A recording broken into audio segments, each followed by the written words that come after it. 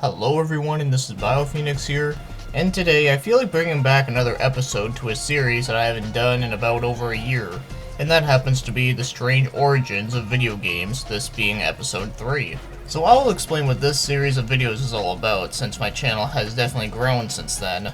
So basically, in these videos I like to talk about games that belong to a series but could be a little bit confusing. And what I mean by can be confusing is that there are some game series out there that have games that do belong in that series that have an entirely different name, or some that were just not even released outside of Japan, and therefore leaving a gap into the series. Or sometimes a series will be exclusive to Japan and then they make a game outside of Japan, but it happens to be completely different. I always found these weird situations that happen in video games to be very interesting, but here's an easy example that I can give right here since it is a pretty well known game, and that happens to be Earthbound. So I'm pretty sure we all know that Earthbound was not the first game to be released in the series, since the series in Japan is called Mother. And there happens to be 3 of them, like Mother 1, 2, and 3.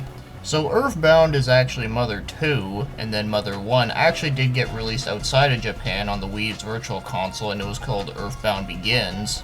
And so far, Mother 3, which is on the Game Boy Advance, has never been officially translated, at least not yet anyways. But yes, that is a good example of a strange origin.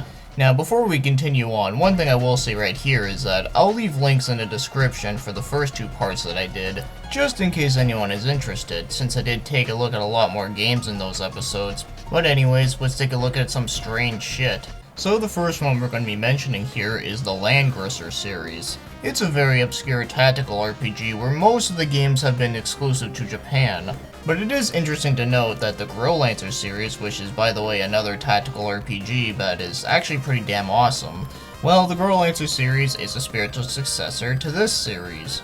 And I've talked a little bit about it in part 1 of Strange Origins, but anyways, back to Landgrisser. So in the main series, there is 6 games, and they've all been released on many different platforms. So the first one was released for the Mega Drive, the PC Engine CD, PlayStation, Saturn, and even the PC. And then the second one was for the Mega Drive, the PC FX, PlayStation, Saturn, and PC. Then the third game was on less systems this time. It was only on the Saturn, PC, and PS2. And then the fourth game in this series was only on Saturn and PlayStation 1. And then the fifth game, which actually has a subtitle, it's called Landgrisser 5: The End of the Legend. And that one was only released on Saturn and PlayStation 2. And as for the sixth game, while it wasn't called Landgrisser 6, it was actually called Landgrisser Reincarnation. And so far, this is the most recent one since it came out on the 3DS. And this one actually got released outside of Japan in North American and PAL. Now, if you're not too familiar with this series, you might be thinking that this was the first one to be released outside of Japan. But actually, the first one to be released outside of Japan was the first game on the Sega Genesis, but the name of it was completely different, and it was called Warsong. So if you've played Warsong on the Sega Genesis, then yes, you have played a Landgrisser game before without realizing it. Now, there are other games within the Landgrisser series, but I'm not going to get too much into that since I just wanted to focus on the main series. But yes, the game that was recently released on the 3DS is not the first game to be released outside of Japan. So the next one we're going to be talking about is Castle Shikigami, which is a bullet hell shooter which is very fun but also very hard. So let's get down to business. So there are 3 games within the main series. And in Japan, the series is known as Shikigami no Shiro. And the first game in the series is released for arcades, PS2, Xbox, and Windows. And then the second game is for arcade, Dreamcast, GameCube, PS2, Xbox, and Windows. And then the third game was for arcade, Windows, Xbox 360, and the Wii. So when these games came out in North America, they were renamed to Castle of Shikigami. But what's really weird about this is that there's only 2 of them that are called Castle Shikigami, and that is Castle Shikigami 2 and 3. So you're probably thinking, well, what happened to the first game? It did get released over here alright, but it was called Mobile Light Force 2. Whoa, wait, so you're saying that the first game of this Castle Shikigami series to be released outside of Japan is actually a sequel to another game called Mobile Light Force, and yeah, that just sounds really fucked up, doesn't it? And what makes it even more weird is the fact that Mobile Light Force 1 and 2, the front cover of them looks almost identical. And now you're probably thinking that, well, where the hell did Mobile Light Force 1 came out of? So in Japan, Mobile Light Force 1 is actually called Gunbird, and Gunbird happens to be another shoot 'em up series. And of course, they make Gunbird 2, and that one actually does get released outside of Japan, but they just leave it as Gunbird 2. So basically, Gunbird and Castle Shikigami are kinda sorta related because of a game that was released in North America called Mobile Light Force. And they both happen to have a rehashed cover, so what the funk? So the first Mobile Light Force game is related to Gunbird, and the second one is more related to Castle Shikigami. Man, that was a lot more complicated than I thought. So the next one we're going to be taking a look at is Eternal Champions, which is a fighting series from Sega, which is kinda similar to World Heroes. So when it comes to the main games in the series, it's not confusing at all. So you got Eternal Champions, which is for the Sega Genesis, and then there's Eternal Champions Challenge from the Dark Side. So what, you get to fight Darth Vader in that game? Nah, I'm just kidding.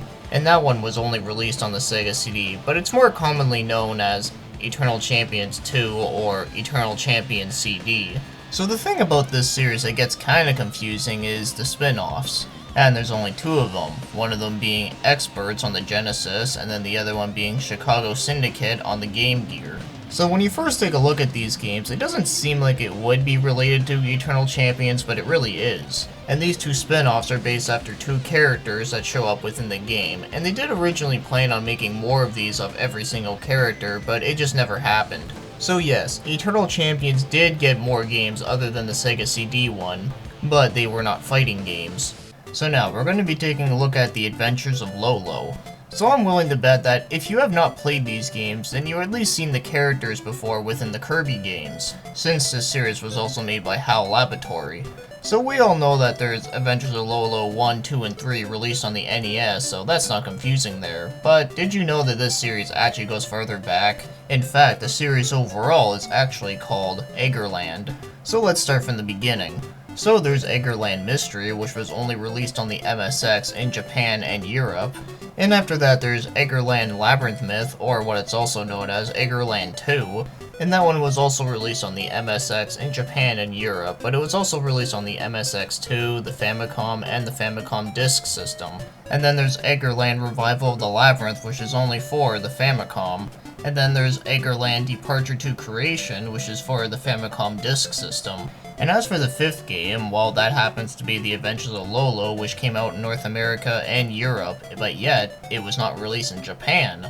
And the reason why this one was not released in Japan has to do with the fact that this game is basically a mishmash of puzzles from the older games but put into one, so technically there's no new puzzles in this game, so there is no real reason to release it in Japan. But Japan did get Adventures of Lolo 2 and 3, but they were called 1 and 2.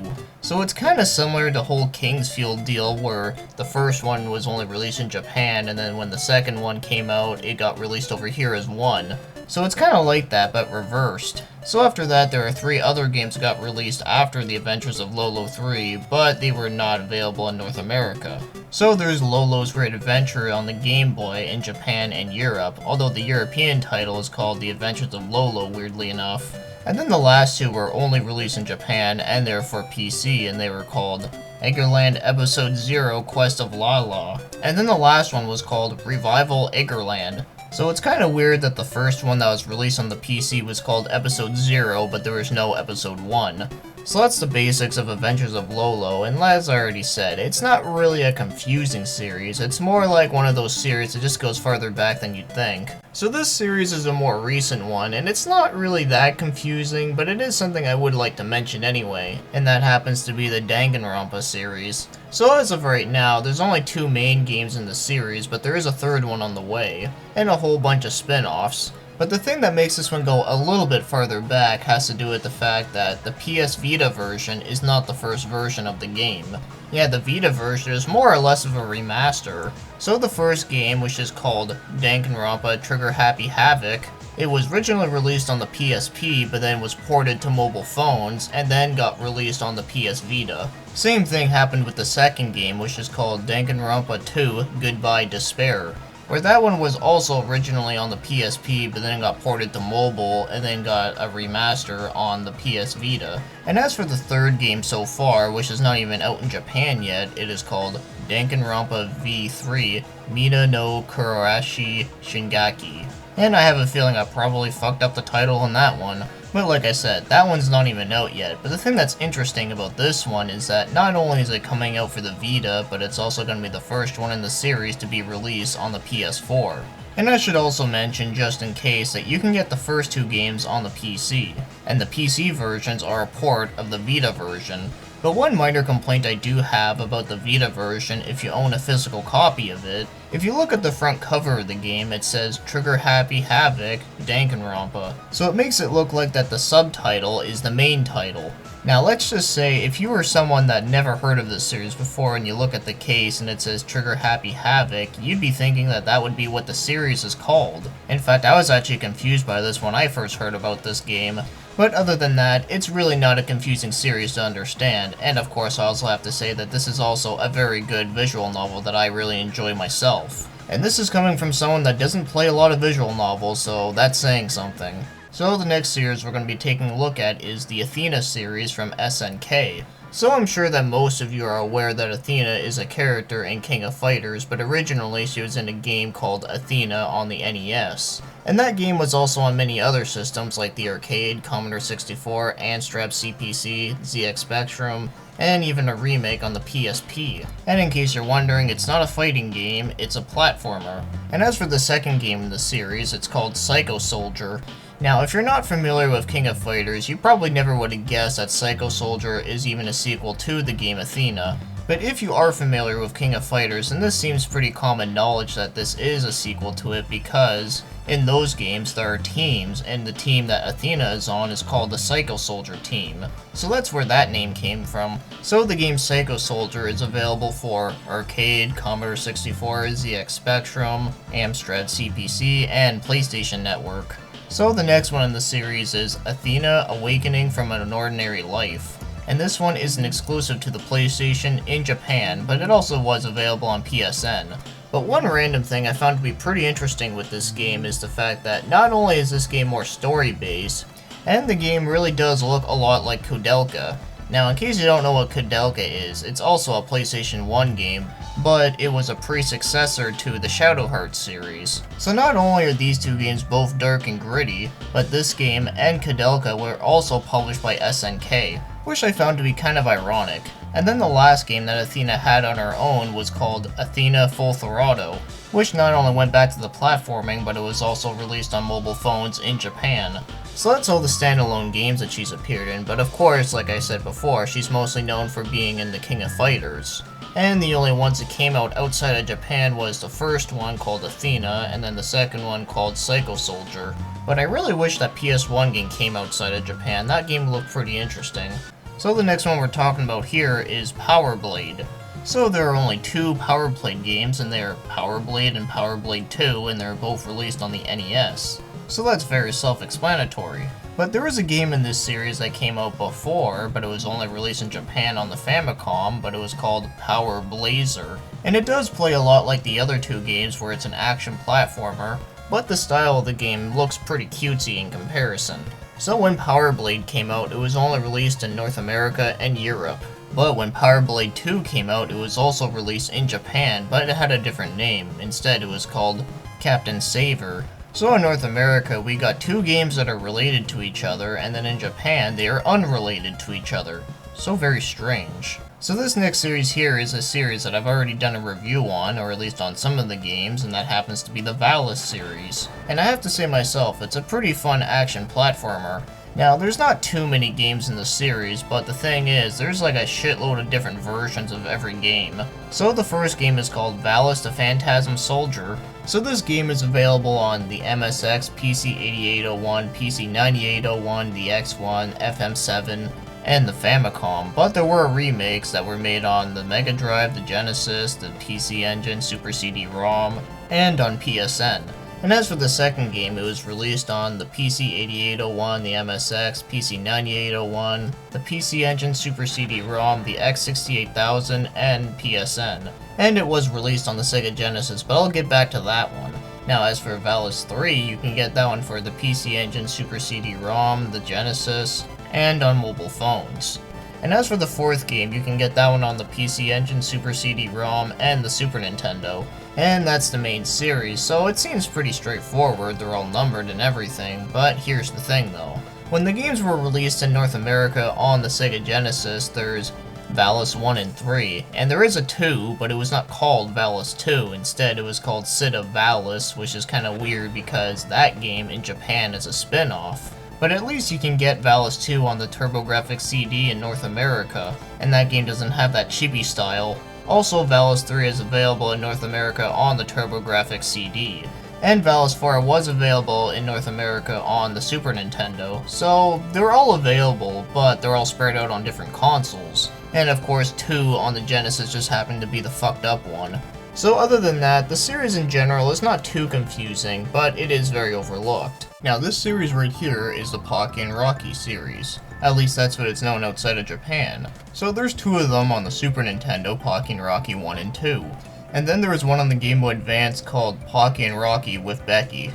Would have been kind of funny if they called it Pocky and Rocky with Bullwinkle, but you know what, that's obviously not going to happen. But anyways, I'm just being stupid now. So in Japan, these games are called Kiki Kai Kai. So the first Pocky and Rocky game that we got over there is called Kiki Kai Kai Nozo no Koromonto. But there are 2 other games in the series that came out before the ones that we got, and they're Kiki Kai Kai. And you can get that one in the arcade, the MSX2, PC Engine, PS2, Xbox, Windows, mobile phones, and even a plug-and-play.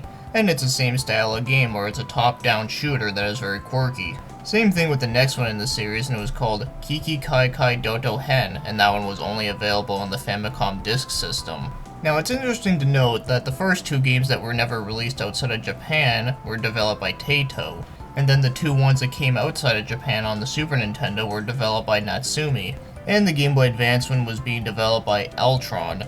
Now, there was one other game that did come out, but it's only kinda sorta related. So this next game was being developed by Starfish, but the thing is, this was during the time when Taito got bought out by Square Enix, and they tried to release a game called Kiki Kai Kai World, and it was going to be on the PS2 and the Wii. So they ran into some issues, so instead of calling the game Kiki Kai Kai, they instead renamed everything. So in Japan, this game is called Yukino Desenpu. I'm pretty sure I fucked that one up. Now this game did get released outside of Japan, but it was called Heavenly Guardian. Now this game does look a lot like Pocky and Rocky. You might think that it is actually related to it, but it sorta is, but it sorta isn't.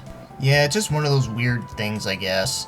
Now this next series right here is a huge one, and that happens to be the Chorokyu series. Now I'm not sure if that's how it's said, but I'm just calling it that anyway because I have no idea what else I can call it. And it surprised me how big this series actually is. Yeah, from what I counted, there's 26 games, so I don't think I'm going to go over all of them, but I'll just go over some of the basic ones. So the first one to ever be released was for the MSX, and it was just called Chorokyu.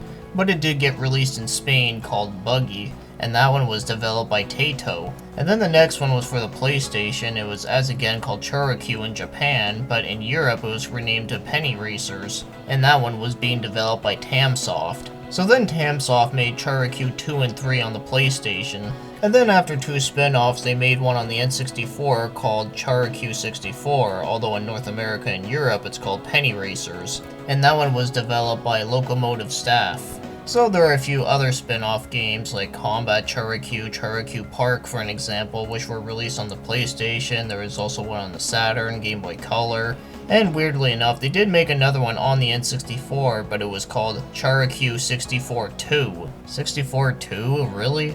But after making another spin-off on the Game Boy Color, they decided to move on to the PS2, and this time it was being developed by Barnhouse Effect, and this game was called Chorokyu HG.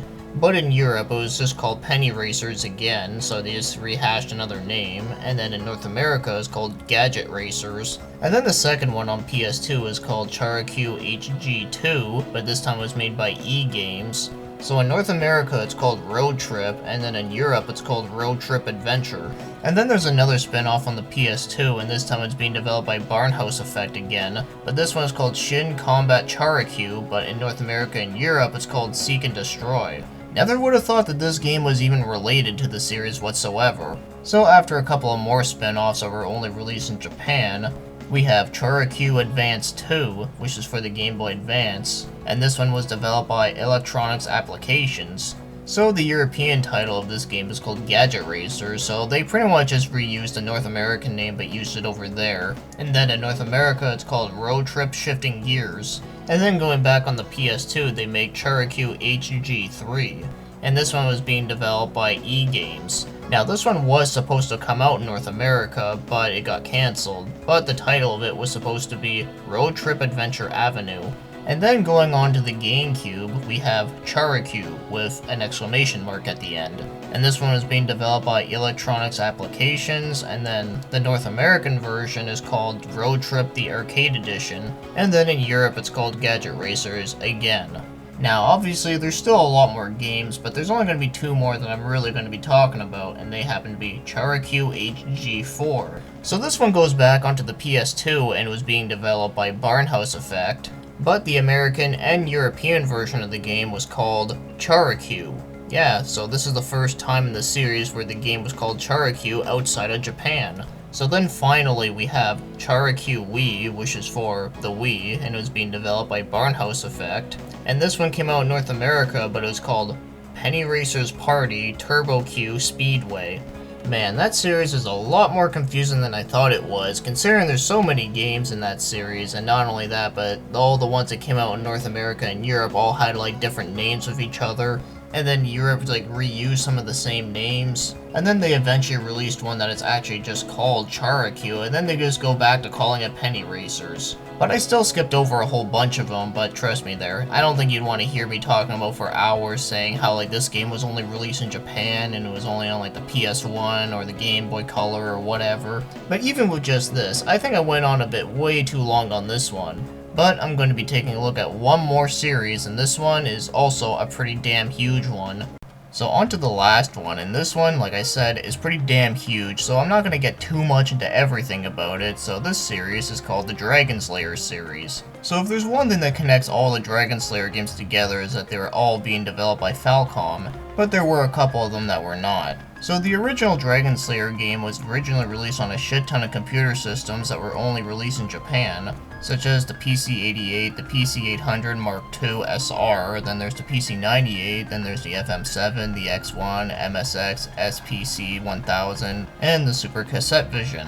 But it was also released on the Game Boy and the Saturn. Now the second Dragon Slayer game is called Xanadu. In fact, this one actually got spun off into its own series. Yeah, the Dragon Slayer series is one of those series where it has like a whole bunch of games that spun off into its own series. It gets pretty nuts. So this one was also ported to a whole bunch of systems like the X1, the PC-8801, the PC-800 Mark II SR, then there's the FM7, MSX, MSX2, PC-9801, the Saturn, Windows, and mobile phones.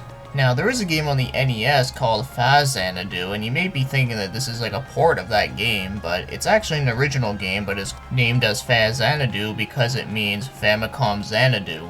In fact, it was not developed by Nihon Falcom, instead it was developed by Hudson Soft.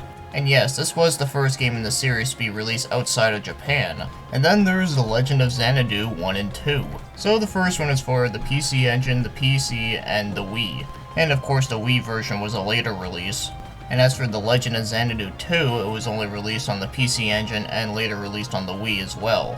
And lastly, there is Xanadu Next, which is for the computer and the N-Gage of all things. And that was only the second Dragon Slayer game, so now we're moving on to the third Dragon Slayer game, and it happens to be called Romancia. But some versions are called Dragon Slayer Jr. Now yes, this does kinda sound like a spin-off game, but it's actually the third game. And this one is available for the PC-88, the PC-98, the X1, MSX, MSX2, the Famicom, and Windows. So now moving on to Dragon Slayer 4, it is called Dragon Slayer 4 Drazzle Family. So this one is available for the MSX, the MSX2, and the Famicom. In fact, the Famicom version did get released outside of Japan, but it was called Legacy of the Wizard. So we did technically get Dragon Slayer 4, but just, you know, it was not called Dragon Slayer 4.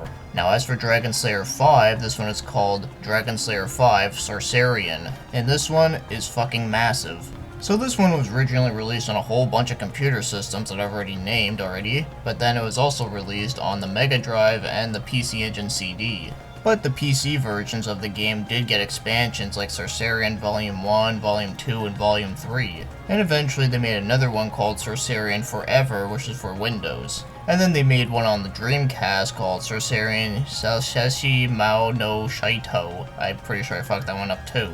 And then much later they made Sorcerian Online, which is pretty self-explanatory since it is only on Windows. Now, there was a whole bunch of other expansions that came out, but I'm not going to get too much into that. So after Dragon Slayer 5, they moved on to 6, and this one was called Dragon Slayer 6: The Legend of Heroes. Now, I did talk a little bit about this one in episode 1 of Strange Origins, so I'm not going to re-explain everything, but just to give you the rundown, they made Dragon Slayer: The Legend of Heroes, and yes, this one did come out in North America, but only on the TurboGrafx CD. But when they were releasing the remakes on the PSP, this is where things got kind of fucked up, because they first made Legend of Heroes 2, but then they made another Legend of Heroes but didn't have like a subtitle or anything, and yeah, it just gets kind of fucky. So I'm not going to re-explain that one here since I've already talked about it. But the Legend of Heroes series did continue on its own with another set of trilogy, and this one was called The Legend of Heroes: Trails of the Sky. And then there's another set that is called The Legend of Heroes: Trails of Cold Steel. So those two sets of trilogies are released outside of Japan. But there is one that had 2 games in the series, so it's not really a trilogy, but it stayed in Japan, and it was called Trails to Zero and Trails to Azuri. So it seems like the Legend of Heroes series is still continuing on, and they're pretty much just ditched the title Dragon Slayer, which kind of reminds me of what Persona is doing, where now the 5th game is called Persona 5, but they just dropped the Shin Megami Tensei title. Same basic premise. Now, as for the last game within the Dragon Slayer series, it's called Monarch. Well, to be exact, it's called Lord Monarch, but generally it's just called Monarch. So this one is available for some computer systems, the Super Famicom, the Mega Drive, Windows, and PlayStation. And there's been a few expansions upon the game that were released on the computer, but one of them has such a weird name, it's called Monarch Monarch. I guess that's where they started to run out of ideas. So that's all there is to know about Dragon Slayer, or at least the very basics of it, because I didn't want to get too much into the spin-offs, the expansions, and all that kind of stuff. But that's generally the main line of the series. So that'll be all for Strange Origins Episode 3. And I have to say, I really do like making these videos. It's always fun just to look up random information on games of saying how something is connected or not. Now, I'm not sure if there'll be a part 4, or at least not for a long time, but we'll see when that happens. So maybe you guys might have learned something out of this, considering I actually learned quite a bit, like that whole thing with Mobile Light Force and shit. I mean, man, that was just so fuckular. So now let's end this thing. So, thanks for watching and commenting.